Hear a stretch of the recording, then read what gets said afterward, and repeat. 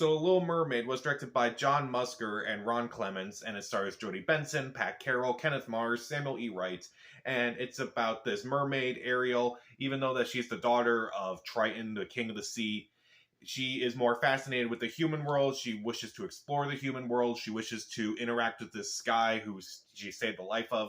And when she runs into Ursula the Sea Witch, she winds up giving Ariel legs so she can actually go up and actually explore the world and interact with that guy. And we have a Disney movie. So this was a movie that this honestly has a special place, and this has a special place in my heart for me. Not because it's one of my favorite Disney movies, but because this may be the first movie I can recall seeing in a movie theater. Like, I was about 3 years old, I remember, and I remember going into the theater. Like, I remember hearing like the sound of Flounder in like the ship, and we got into the theater like it was a scene where Flounder just screams at a skeleton, and I was crying. I remember it was like too loud, so I remember that, and ever since then, I kind of always had that special place in my mind with the movie. Is like I always connected. That was the first movie I saw in theaters, so now here I am reviewing it. And I figured with the remake coming out very soon, I figured why not go back to the original and see, what they did right. That may be mean, but like, admittedly, these Disney remakes aren't great. But I wanted to go back to this movie because even though I don't like this as much as, say, some of the other Disney Renaissance movies like Lion King or Beauty and the Beast or Aladdin, I still think this movie is solid overall, and definitely a movie that I can understand why it had such an impact. So what works in the movie? The animation is still really good. The 2D animation, I think, really stands up. It really holds up over the years. I do think it's really good. There's a lot of great sequences, both under the sea and also on land. I think that's also really well done. The music is especially good. Alan Menken, Howard Ashman, they did the music for this movie, and it is incredible. Honestly, I like the music more than the actual story. Like, it's one of the few times where I feel like the music is actually better than the actual movie. Like, a lot of the songs, I'm like, I really like that. Like, Part of Your World, that's a great song. Amazingly, it was almost cut from the original movie, and I'm like, that is shocking. Like, that is a great song, and like, I admittedly get chills listening to that version, to that song. Also, Under the Sea, great song. Kiss the Girl, great song. Poor Unfortunate Soul is a great Disney villain song. The voice acting, too, is also pretty good, particularly from Jodie Benson and as Ariel and Pat Carroll as Ursula. Pat Carroll's really funny in this movie as the villain. Like, she has this one moment where she's in her human form and she tricked Eric to, marry her instead of Ariel. And she's in her normal voice and she's yelling, Eric, get away from her. That was really funny to me. Among the other voice actors, Samuel E. Wright, who voiced Sebastian the Crab, he was also decent. No one else in this movie gives a standout performance like them, but no one really gives a bad performance in this movie. Admittedly, this movie is decently funny. There are moments where I was just laughing out loud at some of the things that were being said or some of the circumstances. Like, admittedly, I kind of chuckled a bit with the whole when Sebastian is like on the plate at the dinner table and Ariel's like, hey, come here quickly and such. So that was kind of funny to me. And like the butler's like, well, I better eat this before this crab moves off my plate. It's like, how did you know that? It's like, how did you know that? I laughed because it was just so obvious, but it was still funny to me. Also, I kind of like the beginning of the relationship a bit with Ariel and Eric. Mainly I like the relationship when they're not together. Like, you have Ariel, who's like fascinated with various things from the human world. She gets excited over seeing a fork. Okay. And also, but then again, she doesn't necessarily run into Eric, but I also kind of like the idea that Eric's kind of like not really impressed with all these like objects that are just really fancy at the beginning. That was kind of something I look back and I'm like, I never really noticed that.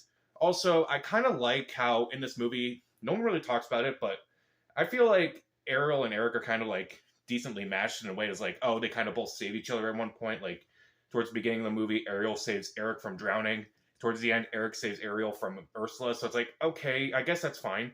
So overall, I do like this movie overall, but there are definitely some things that I question about the movie. Now, I don't like talking about plot holes in movies because I feel like if I criticize a movie for plot holes, I gotta criticize all movies for plot holes because like every movie has plot holes no matter what. There are some moments in this movie where I'm like, oh, come on, how did you not figure that out? Like, there's that scene with Ariel, and she's on land for the first time, and she runs into Eric, and he's like, what's your name? And she tries to say it, but obviously her voice is gone. But she couldn't write her name down. She couldn't tell him, like, hey, my name is Ariel. Okay. you signed it on a contract. We saw it. How did you not figure that out? Also, the opening scene of the movie, like it begins with a concert for some reason. Like King Triton is excited for a concert. Don't you think you have more important things to worry about right now than introducing your daughters that the ocean probably knows about already? Okay. Also, they're all shocked that Ariel's missing. It's like, why did you all go out there if you knew Ariel wasn't there? Like, it makes no sense to me. Oh well. And also, I didn't say this in my positives. I also really like Ariel. I think she does a really good job with they do a really good job with her before she loses her voice and after she loses her voice. I think that's really good because like after she loses her voice, she winds up like you kind of see like her fascination with the human world a lot more. So I think that kind of gets lost in all the discussions about the movie. Also, I feel like there could have been some better character developments, mainly between Ariel and Eric, and also Ariel and her father, and also maybe Ursula and the King, because there's some hints that Ursula knows the King somehow, and it's never really made clear in this movie. I'm pretty sure the live action remake will try to make some BS reason as to that is, but it's definitely kind of something where it's like maybe you could elaborate on that a little bit more. The movie's not even 90 minutes. You could do that. And also, there's a little bit of controversy with the whole is it sexist because Ariel wants to become a human to, meet this guy and marry this guy and such? I don't know. I don't know exactly. I don't know if it is sexist, but like I don't know. I don't want to say it's like a bad message, but I don't want to say it's a good message either. That's kind of iffy. I wonder how the remake's going to do that. But again, I kind of go back to the whole she saved him at the beginning and then he saved her at the end. So it's like, okay, that's fine, I guess. But I think she's more fascinated with what the human world is like rather than just, simply just a relationship. I think she has more layers to her character than we realize, but that doesn't mean it's like there aren't some obvious things. So again, even though I don't enjoy this movie as much as say Lion King or Beauty and the Beast or Aladdin, I still think this is a really solid movie overall. The animation's great, the music's great, the voice acting's great. It's funny, it's heartfelt. It's definitely a movie that I don't mind watching over and over again. But there are definitely some plot holes that I don't care for, and maybe some character development. I feel like you could have done a little bit better with that. I'll give Little Mermaid 3 out of 4 stars. See it. So, what's your favorite movie from the Disney Renaissance? From like the Little Mermaid to Tarzan, like that era? Comment down below, subscribe to the channel. This is Pat. Stay safe.